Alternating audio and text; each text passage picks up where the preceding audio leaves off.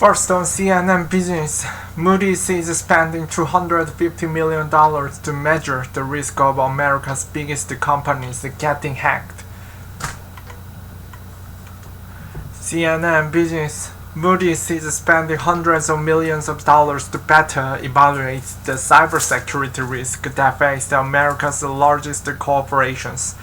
The announcement from the company, whose credit rating can influence the global market, comes as Biden administration officials are urging major firms to be more transparent about the security of their software.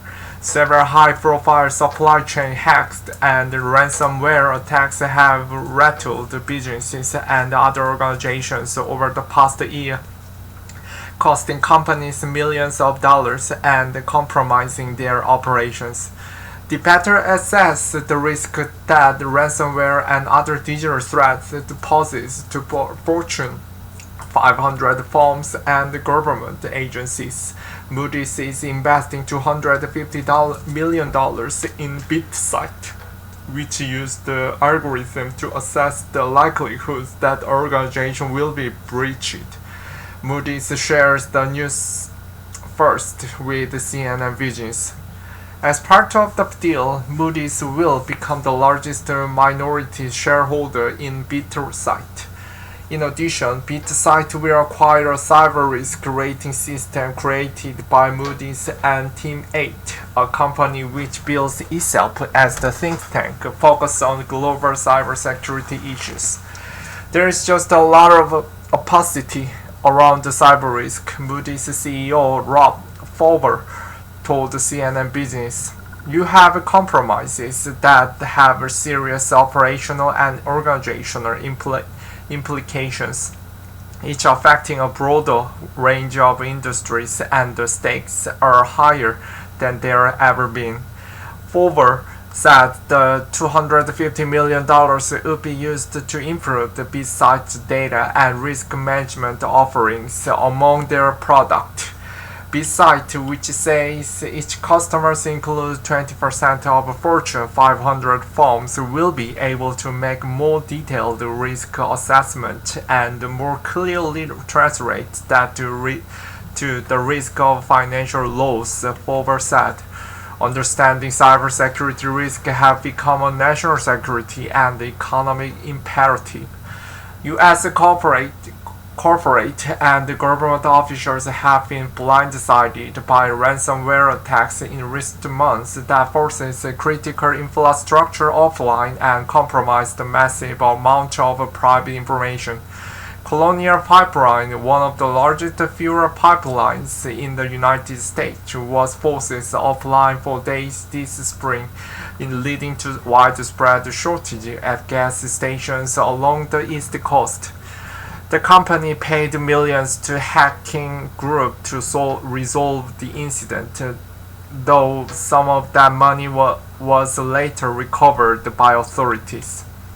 Victims of ransomware attacks paid some $350 million in ransoms in 2020, according to Chainalysis, a firm that tracks cryptocurrency. But there's only a partial view of total ransom paid, and those who don't pay can spend millions of dollars rebuilding their computer infrastructure. Hacks can also be difficult to detect, and U.S. officials have worried that the lack of transparency about how attacks spread can mean that the single breach has the ability to ripple across the many industries. Last year, for example, alleged Russian spies exploited software made by federal contractor SolarWinds to infiltrate at least 9 U.S. agencies and about 100 companies.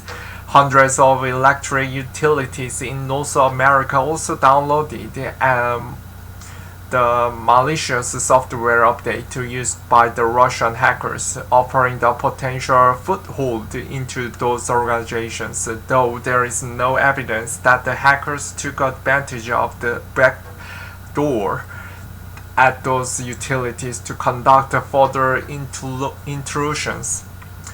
Forward said that the SolarWinds compromises were a big reason for Moody's to invest more heavily in cybersecurity risk programs. The breaches also inspired President Joe Biden to issue an executive order in May requiring federal contractors to meet the minimum set of security standards around data management and the reporting of attacks. U.S. officials see the executive order as the step toward plodding some private firms to provide more secure software and a scoring system for major data security. The directive tasked the Commerce Department with setting up a program to label consumer electronics devices like wireless routers with a cybersecurity rating.